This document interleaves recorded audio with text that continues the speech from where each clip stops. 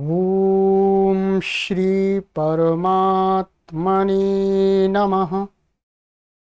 ओम श्री गुरुभ्यो नमः। ओम श्री ऋषिभ्यो नमः। ओम सहना भवतु सहनौ भुनक्तु सह वीर्यं करवावहै तेजस्विनावधीतमस्तु मा विद्विषावहै।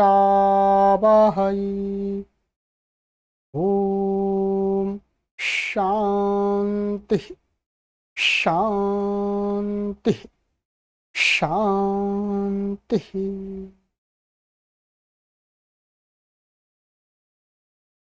सर्वेभ्यो नमः। देववाणी संस्कृतं यूट्यूब चलदृश्यं प्रति भवतां भवतीनां च हार्दं स्वागतम्।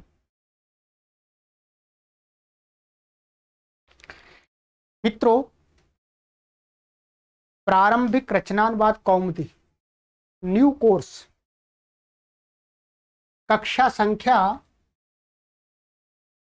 षष्टोत्तरशततमी 160वीं कक्षा को आज पढ़ेंगे। 159 कक्षाएं आपको पढ़ा दी हैं। प्लेलिस्ट में कॉलम बना हुआ है प्रारंभिक रचनानुवाद कौमुदी न्यू कोर्स नाम का। उस पर क्लिक करके आप अपनी सुविधा के अनुसार कोई भी संसार में कोई भी व्यक्ति किसी भी आयु का स्त्री पुरुष शून्य स्तर से जीरो लेवल से शुद्ध संस्कृत संभाषण और लेखन और पढ़ करके अर्थ करना सीख सकते हैं। 12 वर्ष से लेकर के 100 वर्ष की आयु, 100 वर्ष से अधिक के भी कोई भी पाठक अपने घर पर ही बैठे बैठे धारा प्रवाह शुद्ध संस्कृत पढ़ सकें, बोल सकें, लिख सकें, इसके लिए ये कोर्स तैयार किया जा रहा है। अब ये कोर्स समापन की ओर जा रहा है, धीरे धीरे अब समाप्ति की ओर जा रहा है, परंतु इस कोर्स से सैकड़ों वर्ष तक लोग संस्कृत भाषा को आराम से सीखते रहेंगे। तो आइए मित्रों, यदि कोई आप में से अधिक जानकारी चाहते हैं तो आप इन व्हाट्सएप नंबरों पर संपर्क कर लें। तो मित्रों, गत 2-3 कक्षाओं में हमने इणिच प्रत्यय के बारे में कुछ बातें पढ़ी थी। ठीक है, इणिच प्रत्यय के बारे में हमने आपको बताया था कि जब कोई भी व्यक्ति स्वयं कार्य ना करके, क्रिया को ना करके किसी दूसरे से कराता है, तब हमें इणिच प्रत्यय को ला करके प्रयोग करना होता है। ठीक है, उस प्रयोग का हमने आपको नियम भी बता दिया था कि उसका नियम क्या है, ये भी बता दिया था आपको। ठीक है,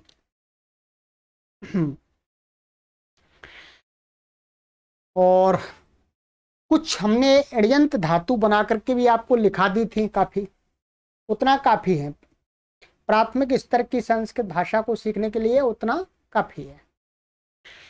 आज की कक्षा में हमने आपको गत कक्षा में बता दिया था कि आज की जो आगे की कक्षा होगी उसमें आपको हम इणिच माने अण्यंत के वाक्यों का अभ्यास करा देंगे, कुछ वाक्यों का, जिससे आपको और स्पष्ट हो जाएगा। हाँ, इस प्रकार से हमें वाक्य बनाने चाहिए अण्यंत के। ठीक है, तो पहले एक बार इसकी मैं आवृत्ति करा देता हूँ नियमों की, मोटी मोटी, और बाकी आपने लिख लिया है कि इणिच प्रत्यय कब होता है और इणिच प्रत्ययांत के साथ वाक्य बनाने के लिए क्या क्या नियम हमने पढ़े थे। ठीक है, तो देख लीजिएगा आप। ये पहला नियम ये था कि जब कर्ता स्वयं कार्य न करके दूसरे से कराता है तब धातु से इणिच प्रत्यय होता है, ये समझाया था।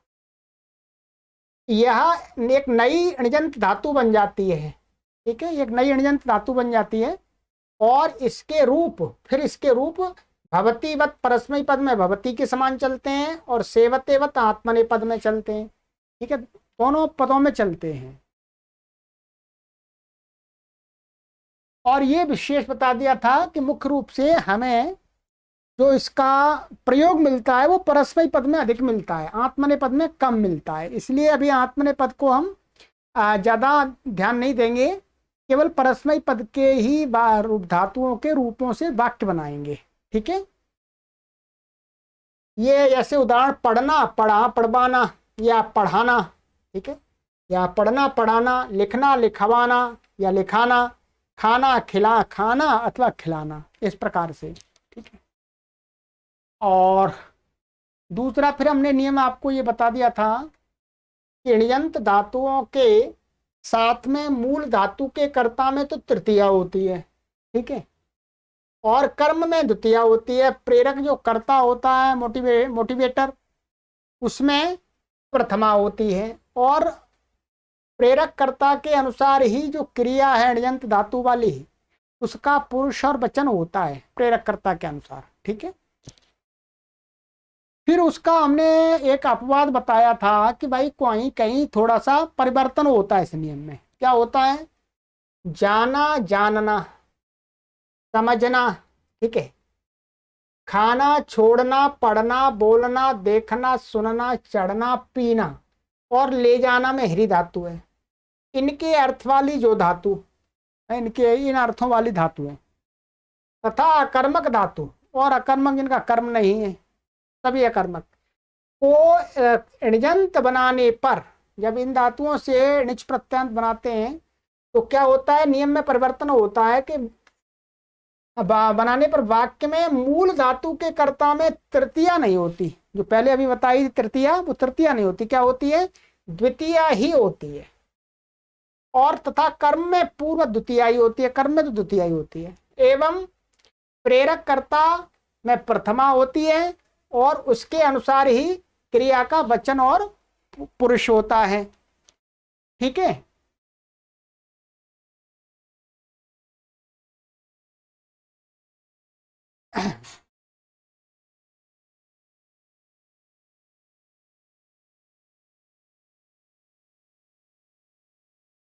तो ये हो गया, ये ध्यान रखना है हमको बस। ठीक है, अब चलिएगा, अब कुछ वाक्यों का अभ्यास करेंगे। ठीक है,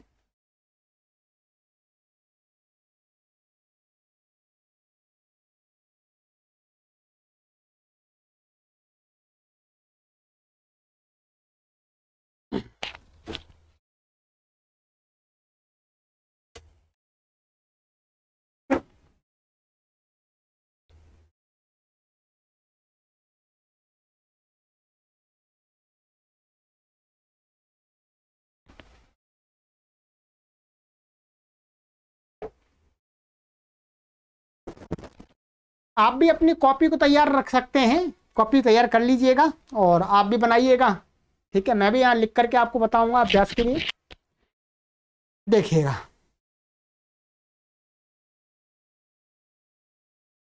पुष्पा मनोज को चंद्रमा दिखाती है। पुष्पा मनोज को चंद्रमा दिखाती है। दिखाती है, स्वयं नहीं देखती, दिखाती है। इसका मतलब देखने की क्रिया को जो पुष्पा है वो स्वयं नहीं करती है, मनोज से करवा रही है। तो इसमें फिर धातु से क्या लगेगा? णिच लगेगा। तो जो देखने के लिए हमारे पास में क्या धातु है? दृश्य। अब इसमें हम णिच जोड़ देंगे। तो हमने आपको धातु लिखा दी थी कि दृश्य का क्या बनता है? दर्शी। ये बनता है दर्शी, ये ऋजंत धातु बन जाती है। ठीक है, अब इसका अर्थ है देखना, अर्थ नहीं, अब इसका दिखाना, दिखाना अर्थ है। अब हमारा वाक्य क्या है? आप भी कमेंट में लिखिएगा। पुष्पा मनोज को चंद्रमा दिखाती है। देखिए, पुष्पा क्या है? प्रेरक करता है। प्रेरक अर्थात वो स्वयं नहीं कर रही है क्रिया, दूसरे से करवा रही है। इसलिए पुष्पा में नियम लग गया हमारा, पुष्पा में तो प्रथमा होगी, प्रथमा विभक्ति हो गई, एक पुष्पा इसलिए एक वचन हो गया, ठीक है, प्रथमा विभक्ति हो गई। अब पुष्पा मनोज को चंद्रमा दिखाती है, देखता कौन है चंद्रमा? मनोज। अब हमको ये देखना है कि मनोज में हमको तृतीया करनी है, क्योंकि इस मूल धातु का कर्ता कौन है? मनोज। कौन है? मनोज।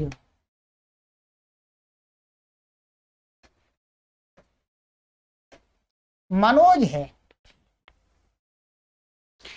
तो ये धातु देखनी है, धातु कैसी है, मूल धातु कैसी है? मूल धातु है देखने अर्थ वाली। तो हमने नियम आपको बताया था कि यदि देखने अर्थ वाली कोई धातु है, उससे जब ऋण चलाते हैं तो उस जब ऋण्यंत में उसका प्रयोग करेंगे तब उसका जो मूल धातु का कर्ता होगा उसमें तृतीया नहीं होगी, उसमें द्वितीया होगी। क्या होगी? द्वितीया। तो मनोज में क्या हो जाएगी? पुष्पा मनोजम, मनोजम। और जो चंद्रमा क्या है? कर में, उसमें तो द्वितीया ही रहेगी, चंद्रम। और फिर इसका रूप चलेगा दर्शी का, और इसका ये प्रथम पुरुष एक वचन है तो ये भी क्रिया प्रथम पुरुष एक वचन हो जाएगी। तो दर्शयति, दिखाती है, लट लकार आ जाएगा, दर्शयति।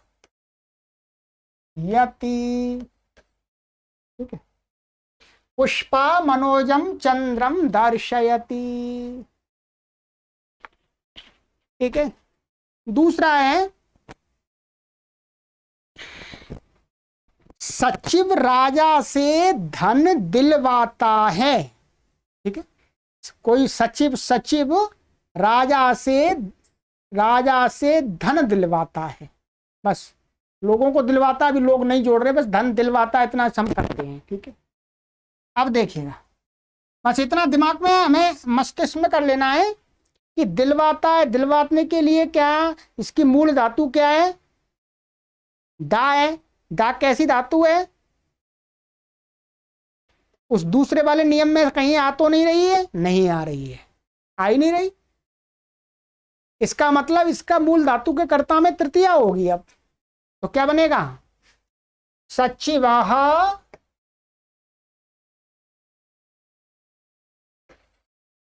लिखिएगा आप सचिवाह, कमेंट में जल्दी आप मेरे से आगे लिख दीजिएगा। सचिवाह, मैं सचिव राजा से धन दिलवाता है, तो धनम नृपेण, तृतीया होगी अब इसमें, नृपेण धनम। देना के लिए दा धातु है, दा धातु के ऋजंत में क्या बनती है? दापी, उसका रूप चला देंगे तो क्या बनेगा? दापायति।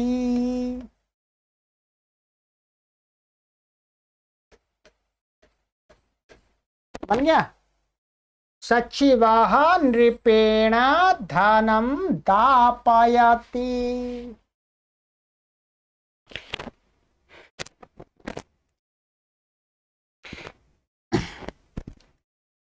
अच्छा, पुष्पा गणेश को गीत सुनाती है, पुष्पा गणेश को गीत सुनाती है। तो सुनाती है, सुनाने की मूल धातु क्या है? सुनना, सुनने से सुनाना बनेगी। तो सुनना कैसी है? अकर्मक धातु है। हाँ, अकर्मक नहीं है, सुनना तो सकर्मक है, परंतु इस जो नियम था हमारा दूसरा, तो उसमें क्या है? सुनने के अर्थ वाली मूल धातु के कर्ता में तृतीया नहीं होती, द्वितीया होती है। नियम बनना बताया था हमने आपको। ठीक है, तो सुनना अर्थ, इसलिए इसमें क्या हो जाएगा? पुष्पा गणेश को गीत सुनाती है, तो यहां मूल धातु के कर्ता में द्वितीया होगी। क्या बनेगा? पुष्पा गणेशम गीतम। सुनना के लिए श्रु धातु है, ऋजंत में क्या बनता है? श्रावी, तो श्रावायति। ठीक है, पुष्पा गणेशम गीतम श्रावयति, ये गणेश में द्वितीया हो गई। क्यों? ये सुनने के अर्थ वाली धातु के में के मूल कर्ता में तृतीया नहीं होती, द्वितीया होती है। नियम बता दिया आपको। चलिएगा और देखते हैं।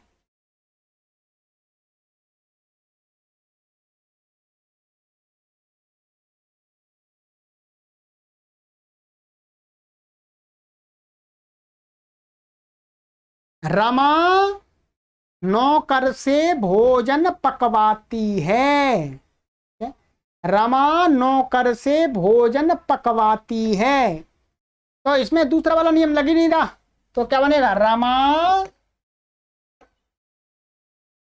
नौकर, नौकर के लिए सेवक, सेवक होता है। सेवकेन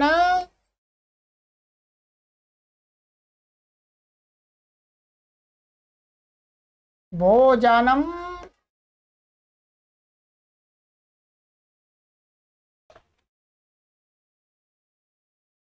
पाचयति।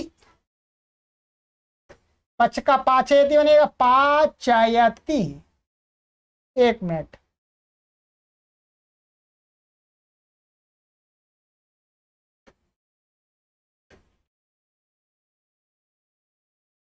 क्या बन गया आपका ये वाक्य? रमा सेवकेन भोजनम पाचयति। रमा सेवक से भोजन को बनवाती है।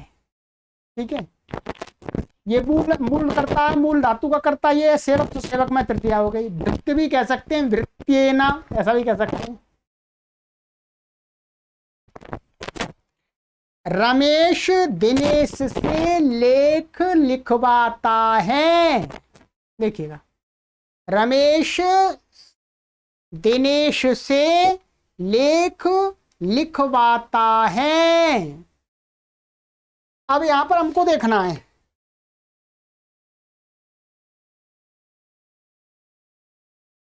रमेशः, लिखिए रमेशः दिनेशेन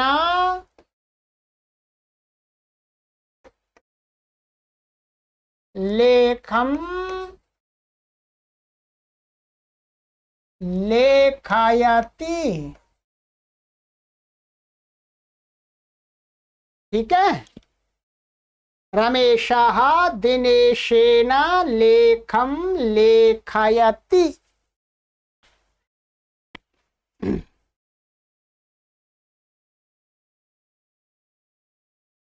तो ये मूल धातु का कर्ता ये है दिनेश, रमेश दिनेश से लेख लिखवाता है। और देखिएगा,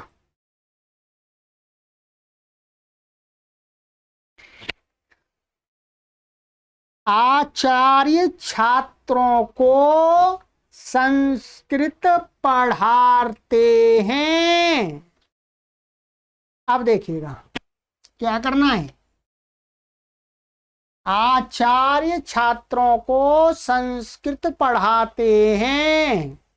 तो आचार्य, एक ही आचार्य है, उनको आचार्य सम्मान में बोल रहे हैं। आचार्य छात्रान संस्कृतम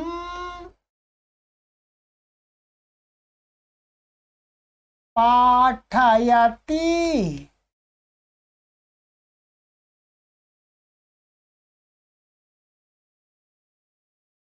ठीक है, आचार्य छात्रों को संस्कृत, यहां पर क्या है, पढ़ने की अर्थ वाली धातुएं हैं। जब ण्यंत बनाते हैं तो उनके मूल धातु के कर्ता में कौन सी विभक्ति होती है? द्वितीया। ये नियम पढ़ाया बताया हमने। ठीक है, तो यहाँ ये मूल धातु के कर्ता में द्वितीया हो गए छात्रान, ये ध्यान रखेंगे। ठीक है, दोनों प्रकार से आपको देखना है, इसी प्रकार से। और लीजिएगा,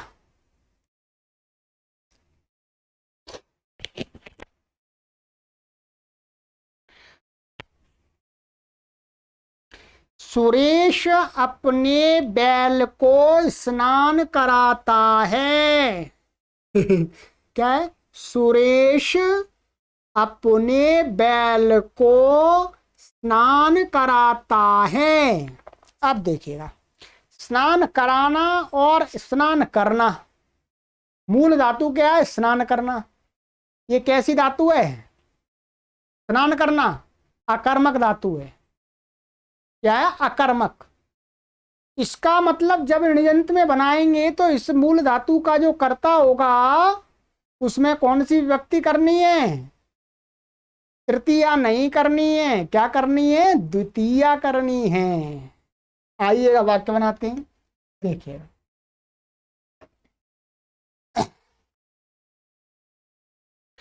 सुरेशाः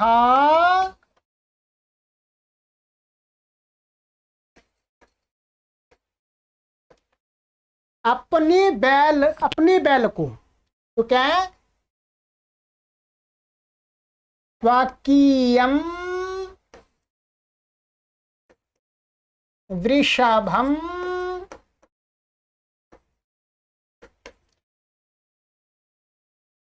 स्नापयति।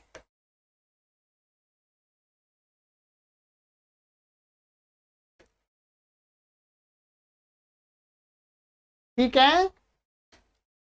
सुरेश अपने बैल को स्नान कराता है। अकर्मक है, इसमें कर्म है ही नहीं। ठीक है, तो ये मूल धातु का कर्ता है। बैल स्नान करता है, स्नान तो बैल ही कर रहा है वास्तव में, है स्नान क्रिया, परंतु वो स्नान क्रिया जो कोई सुरेश करा रहा है उसको। और देखिएगा, राजीव ने उस पेड़ पर चढ़ा, उसे पेड़ पर चढ़ाया। ध्यान दीजिए, राजीव ने उसे, मानो उसे कोई है, उसे पेड़ पर चढ़ाया। अब जो हमने कहा था चढ़ना, पेड़ आदि पर चढ़ना, ये धातु के साथ में जब ण्यंत बनाते हैं तो इस मूल के धातु के, मूल धातु के कर्ता में द्वितीया होती है। ये नियम पढ़ा था हमने। ठीक है, तो अब क्या वाक्य बनेगा? आइएगा वाक्य बनाते हैं इसका।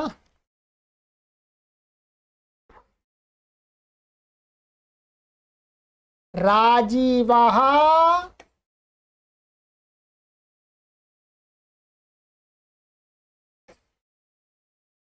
उससे, तो उसको द्वितीय हो जाएगी, तम वृक्षम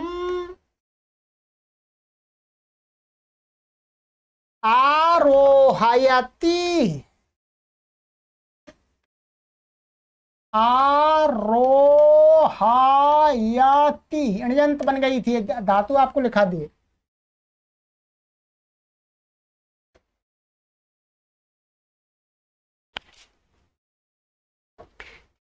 राजीव उसे वृक्ष पर चढ़ाता है, वृक्ष पर आरोहण कराता है। पर है, परंतु वृक्ष को ही आ जाएगा यहाँ पर, द्वितीय ही होती है। ये कर्म है और ये मूल धातु का कर्ता है, तो इसमें द्वितीय हो गई है। ठीक है, और देखिएगा,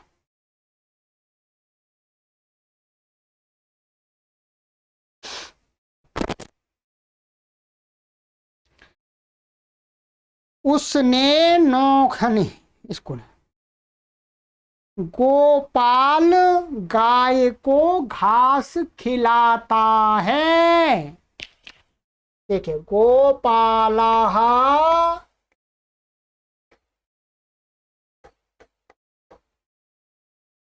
काम तृणानि भोजायाति।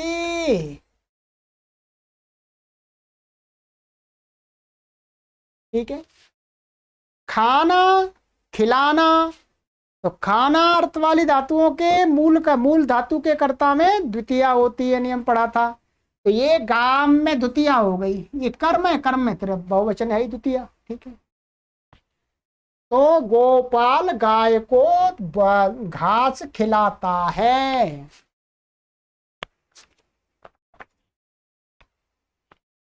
चलिएगा और देखिएगा,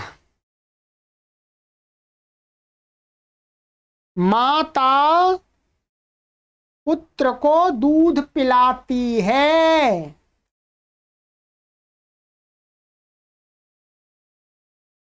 माता पुत्रम दुग्धम पाययति।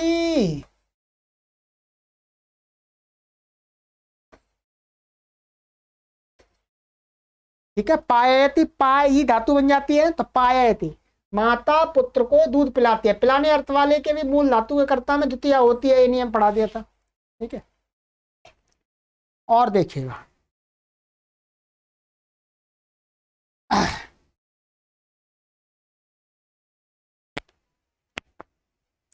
देवदत्त छात्र को आसन पर बिठाता है।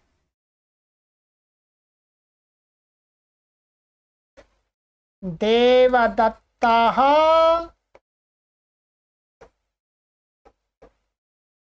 छात्रम आसनम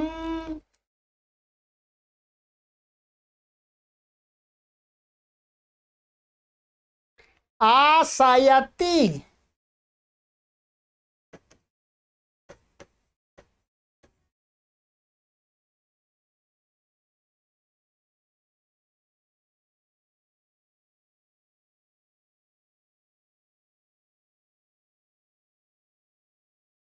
यहाँ आस ऐसा, यहाँ पर ये सुधार कर लीजिएगा,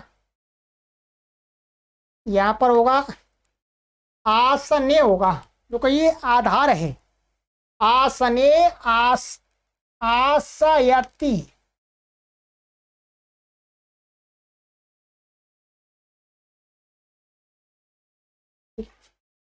देवदत्त छात्र को आसन पर बिठाता है। अब क्या है, बैठना धातु कैसी है, अकर्मक है, आस धातु अकर्मक है, इसलिए आस धातु बैठना क्रिया कौन कर रहा है, छात्र, तो छात्र में द्वितीया होगी। और आसन पर ये अधिकरण है तो सप्तमी है इसमें। ठीक है, तो देवदत्त ये प्रेरक करता है, तो आसन है, देवदत्त छात्र को आसन पर बिठाता है, आसयति। ठीक है, तो इतने उदाहरणों से आपको काफी समझ में आ गया होगा। बाकी अब आपको अधिक प्रैक्टिस कहाँ पर होगी, अधिक प्रैक्टिस आपको होगी इस नियमों को ध्यान में रखने के पश्चात संस्कृत का साहित्य पढ़िए। ध्यान दीजिएगा, क्या पढ़िए, संस्कृत का साहित्य। आपके साहित्य अभ्यास के लिए, ध्यान दीजिएगा, आपके साहित्य अभ्यास के लिए हितोपदेश की हमने कक्षा चलाई हुई है। क्या है, हितोपदेश। हितोपदेश बहुत महत्वपूर्ण है। हितोपदेशाः, ये संस्कृत का ग्रंथ है, संस्कृत का आपका अभ्यास हो, इसको हमने पढ़ाया हुआ है प्लेलिस्ट में, इसकी एक लिस्ट कॉलम बना हुआ है हितोपदेश। आप सभी सप्ताह में 2, 3, 4 कक्षाएं इस हितोपदेश की संस्कृत अभ्यास के लिए अवश्य पढ़ें।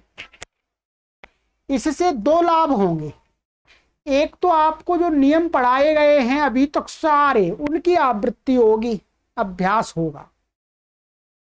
और इस हितोपदेश नामक ग्रंथ में बहुत ही ज्ञानवर्धक सामग्री है, वो ज्ञानवर्धक सामग्री आपको प्राप्त होगी। ये 2 महान लाभ होंगे। ठीक है, तो इस सीरीज को पढ़ने वाले सभी हमारे पाठक हितोपदेश की कक्षाओं को पढ़ना आरंभ कर दें, और हितोपदेश जिनके पास में है वो उसका सहयोग ले सकते हैं, और नहीं है तो देववाणी संस्कृतम उनको उपलब्ध करा देता है। ठीक है, तो ये तो ऋणिजंत के बारे में कुछ मैंने आपको अभ्यास करा दिया है मित्रों। बाकी अब हमारा ये ऋणिजंत का पूरा प्रकरण समाप्त हो गया है। ठीक है, अब जैसा कि मैंने आपको पिछली कक्षा में ही बता दिया था, अब अगली कक्षा में आपको पढ़ाएंगे हम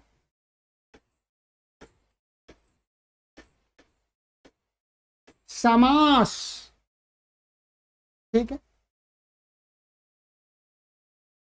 कि समास पढ़ाया जाएगा। समास की कुछ कक्षाएं होंगी जो बहुत आवश्यक है।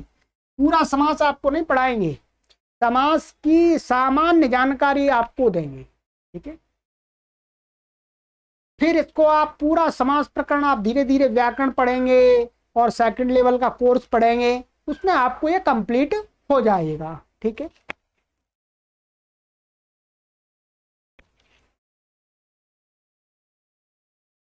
चलिएगा, ठीक है। थोड़ा सा बीच में लाइट बंद थी, क्योंकि जब बोर्ड पर पढ़ाना होता है तो कुछ लाइटें बंद करनी पड़ती हैं इसकी, और फिर ये यहाँ पर पढ़ाना पड़ता है पीडीएफ पे तो लाइटें जलानी पड़ती हैं। तो बीच में थोड़ा सा मैं भूल गया, बोर्ड से एकदम इस पीडीएफ पे आया, तो इसलिए आपको मेरा चेहरा एकदम ब्लैक ब्लैक दिख रहा होगा, तो घबराइए मत कोई भी, ठीक है। सही है, ठीक है। चलिएगा, तो मित्रों अब अगली कक्षा में समास प्रकरण आरंभ कर देंगे। 4-5 कक्षाओं में आपको समास पढ़ा देंगे, फिर आपकी परीक्षा होगी, परीक्षा की तैयारी करते रहिएगा।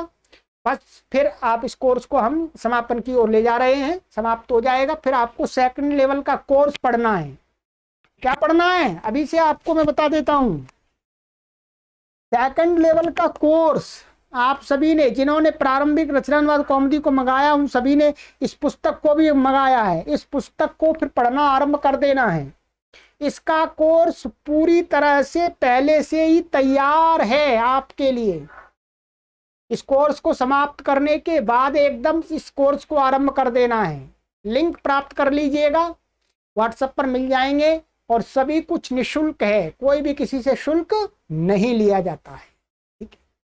चलिएगा मित्रों, तो अब दक्षिणा तो दे ही दीजिएगा, हमें देते रहिएगा, बीच बीच पे मांगते रहें। दक्षिणा का अर्थ है प्रत्येक पाठक यदि हजार सब्सक्राइबर को जोड़ देता है देववाणी संस्कृतम से, तो उसकी दक्षिणा पूरी हो जाती है। कोशिश करते रहिएगा, 1000 जितने जुड़ जाए उतने, ठीक है। चलिए, सर्वेभ्यो नमः।